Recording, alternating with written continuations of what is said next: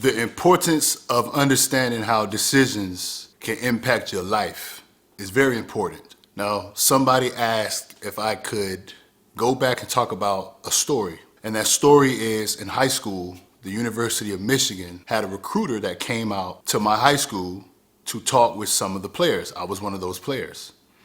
At the time, I was never told. I wasn't given a heads up. Nobody informed me prior to the recruiter showing up. However, this is where decisions add up. And even though you don't know what's next, you don't need to know. If you are always doing what is best for you, what's in your best interest, not what everybody else is doing, but you, yourself as an individual, you will more than likely end up where you need to be. Now, nothing in this world can give you a sign of the future. You will not know what's to come, but if you prepare yourself, you don't really need to, because preparation meets opportunity. You always got a chance to get lucky. Now, I myself was somewhere getting high. I decided to smoke weed before practice. That was the first time that I decided to smoke weed before practice. So here I am in a car with other players getting high. And I didn't know that the University of Michigan had a recruiter there that was there to meet me. But people looked, they searched until they found me. And when they found me, I was on my way walking back to the locker room, high as a kite. I smelled like weed. I was high. My eyes was red. They were low. And I was somewhat disoriented because I was high. It was my first time getting high before practice. And I had just recently started smoking weed about a month ago. And I wasn't smoking every day, but I just started, smoking weed about a month ago. So my body was still new to that feeling. So I was really high. I walked up. I had to meet the man. I couldn't run away from it because he was there to see me.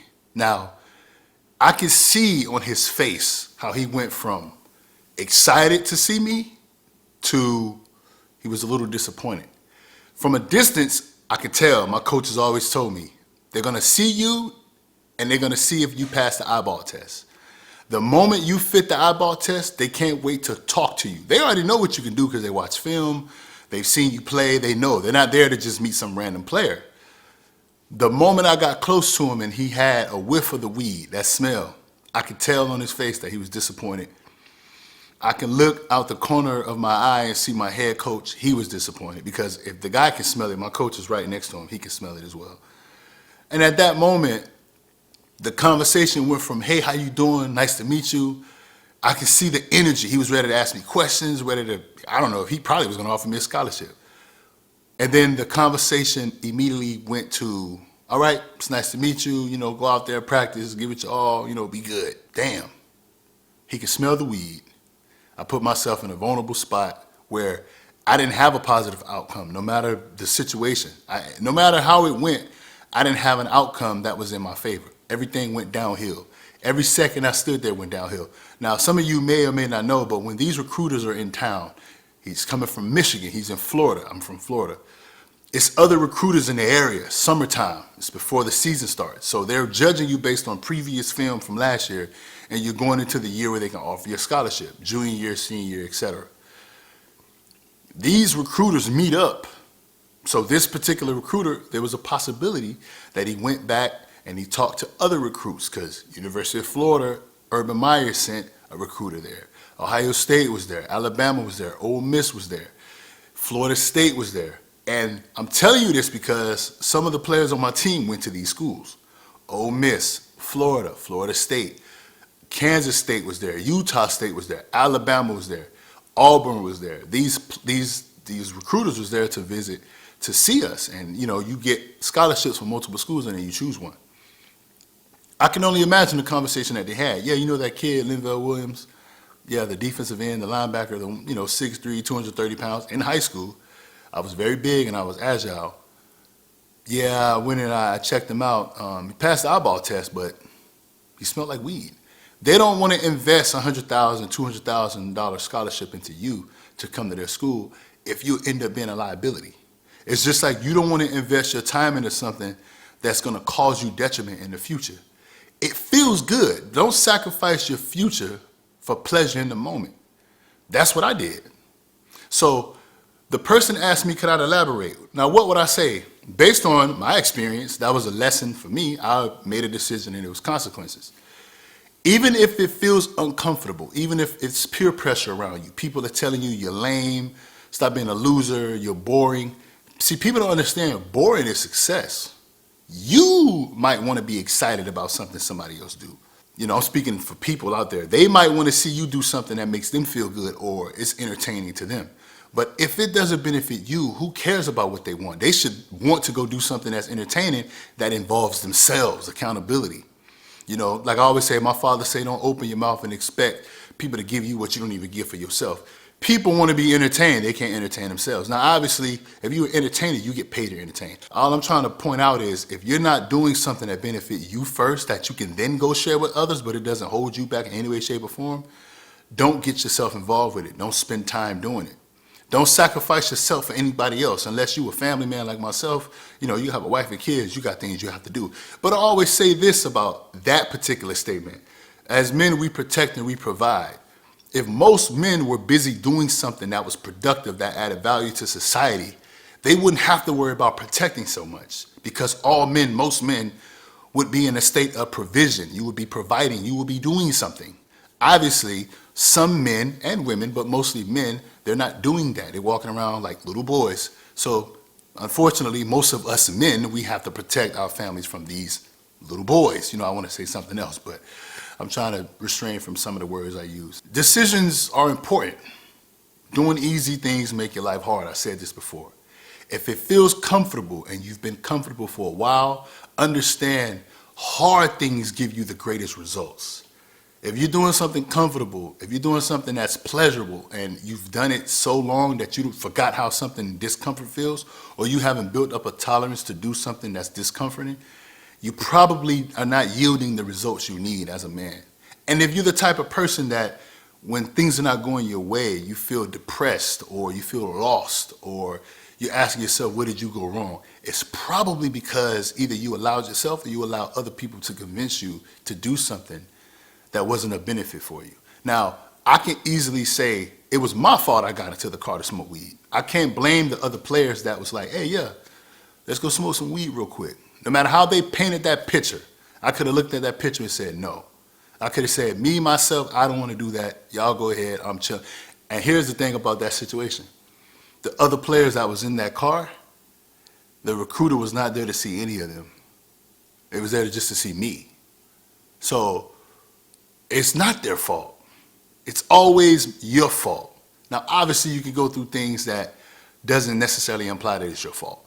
But most importantly, make the decisions that's best for you. Yes, you're going to be young. You're going to make mistakes. But when you're in that moment and you're feeling that ego, that pride, the shit that ruin all men, and they deserve it because they allow it, accountability, that rebellion that you have. You know, your father tell you to do something, you don't want to do it because you think you know it all, but you got no results. He take care of you, you don't take care of him. Results. Respect is not earned. I think everybody can wake up and just respect people. Results are given with respect. When people see you do something that they know is difficult, they respect it. Everybody can wake up and just respect somebody. You walk outside, you're a human, they're a human, you see them, hi, how you doing? Don't bother them or disrespect them just because you can. Respect them because you can. But people respect results. If you go and you become the greatest athlete of all time, people respect that because, yeah, you can say genetics, but they know it's hard work. You outworked a lot of people. If you build the greatest company in the world, people can say what they want. You took advantage of others. You robbed from this person. You stole from this person. You go and try to create the #1 business in the world. I know if I try to, I'll be stressed out because it's difficult. I respect it. Be a disciplined person. Stay in shape. It's respected. People are going to hate. Yes, people are going to hate. When you're doing something good, people are going to hate. It is what it is. The main thing is, no matter what age you are, somebody gives you some type of advice or an example, or you can see someone do something that doesn't benefit them, and you can see the detriment that it causes. Pay attention to that. Smart people learn from their mistakes. You've all heard this. A wise person can learn from the mistakes of others. Don't tell everybody what you're doing. because some people are going to use it against you because they're competing with you. But you'll see somebody make a mistake, and you can learn from that mistake. Now, pay attention. You're going to be around people that's going to call themselves competitive, but they're not. They're insecure. That's another thing. Do not let your insecurities come to the forefront of your life to the point where you wear it on your sleeve and you talk and say things that don't match with your ideology. I'm a competitive person. I don't have to say anything about anything. I just do it because the skills pay the bills. If you're the type of person that walk with your ego and pride, but you don't have the results, but you yearn the respect that's given when people yield results, you're delusional. You got to remove that. Just like you're delusional to think when you make decisions and they have consequences, you can put it on somebody else. I could not have gotten out that car, walk up to that University of Michigan recruit, and the outcome was a detriment, and then I go back and I blame somebody else. Because they're going to look at me and simply ask, well, did you grab the joint and smoke it? Yeah. Did they put a gun to your head? No. Whose fault was it? It was yours. It was mine. When you are going through life, man, let me tell y'all this. Do the hard things. Be the loser. Be the lame. Go to a combat sport gym, MMA, boxing, whatever it is. Train. Jiu-jitsu, train. Get in shape. Lift weights, eat clean, stretch, whatever. Be dangerous, and then be the calm, cool, collected person. That's how I walk through life. Because I'm going to tell you something. You don't ever know when somebody's going to do a background check on you. Trust me. You don't want to be that guy that in the moment you thought you were so tough because your ego and pride, and you can't go get a job. You got to live off mommy and daddy. Soon they'll be gone. This is life. Y'all know I keep it real on my channel. You didn't do anything to set yourself up. Decisions. You didn't do anything to show self-control, restraint, to be put in a position of any type of power. Decisions. Now, I'm not talking about power where you kill people, because you know, me and my people, yeah, insecurities. You didn't do anything to show that you have self-control. And then on top of, like my father always taught me, most people don't even give what they expect. So as a man, you want to show discipline, to be amongst people who are disciplined. And if you don't see it, simply remove yourself, because you can't control people. You control the people you keep around you. If you want people to give you respect, which I think people could just give, you don't have to earn it, give respect. If you want people to respect boundaries, respect theirs. But self-boundaries. Set boundaries for yourself. Don't go over there and chase something that's going to be a detriment to you. Because self-respect is more important than even your perception of people respecting you or disrespecting you. Because you can crash out on somebody else and they'll blame you. It's always the reaction, not the intention, right? It's always the person who got caught doing it, not the person who started it in the first place. But that self-respect is key.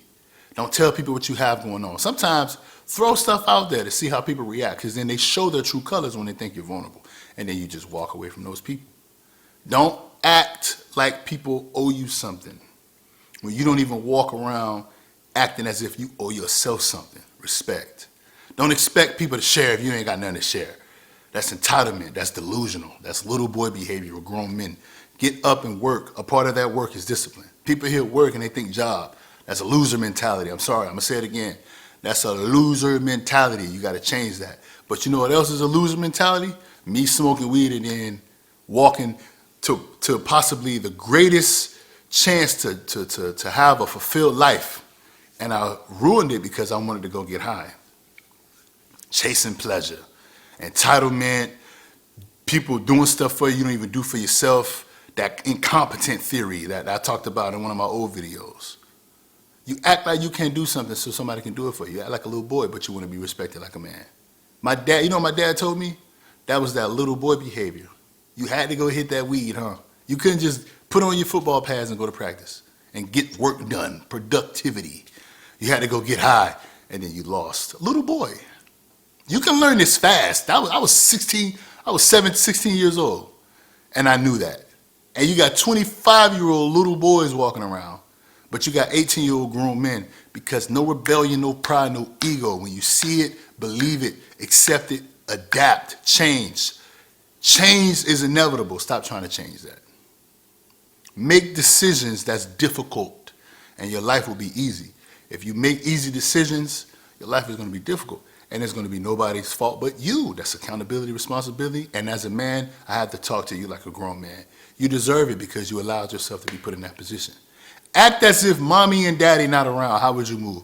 Move like that times 3. You're young, go hard. I talk about this all the time as well. When you're getting drunk and high, you can go home and sleep 2-3 hours, wake up and go do whatever you want to do. Do that with work. Remove the drunk alcohol, the weed high, and just work. And sleep 2-3 hours and wake up and do it again. Don't complain, that's lame. Don't act like it's somebody else's fault, that's whack. It's your fault, you're a grown man. Start now. Treat being a man like a profession. When I was a coach, I taught kids, act like a profession now, so if and when you get there, it's second nature. Be a man now, so when the responsibilities arise and the choices that you got to make arise, you can make them. Sorry, as a man, most of you guys, stay away from women that got kids. Go have your own kids. Stay away from people that want you to give but they don't give. Go have solitude, think for yourself, provide for yourself. Go through the pain and suffering to learn and earn. It'll do yourself a great service later. Go take up some type of sport, read books, take risks, learn about money, finances, and just keep yourself grounded. Be you. Because when you're not who people want you to be, come smoke this weed, bro. Me. You end up being where you don't want to be, and they're not there to suffer with you. Michigan recruit saw me, said, nope, we're not offering anything. Changed my life forever. Who knows where I could have went? Nobody's there now. Those guys that was in that car with me, they're not here right now. But I'm here talking to you because I know somebody's going to watch this. Somebody's going to be 17, 18, 19 years old, and you're going to watch this and you're going to say, damn, that resonates with me. Yes, that's all I'm trying to get you to do. I don't know it all, but I can speak from experience and I can give you my perspective. When people want you to be what they want you to be, just know they're not even being what they want to be. That's whack. You don't want to be around whack people. You don't want to be what whack people want you to be. Be yourself. You can go chase everything you want in life. If you believe in God, you can still walk with your faith. If you don't, hey, you ain't even got to have faith in God or believe in a higher power to be a good person. You can wake up and just be a good person. That's easy. That's about the easiest thing you can do, and that's the only easy thing you should chase. Wake up and just be kind. But be dangerous, because if somebody touch you, you need to be able to break limbs and get it recorded so you can beat the case. But anyway, now I'm tripping now. But make sound decisions. It's all on you. You can't blame nobody else. And I know y'all probably heard this before. Nobody's coming to save you. But you don't have to seek nobody to come and save you. You don't even need to be saved. Position yourself to propel towards success and a life that you want, that you could be proud of. No matter if you shoot high and fall short, you're somewhere up there. But you got to take the initiative. And you got to hold yourself accountable. And that's self-respect.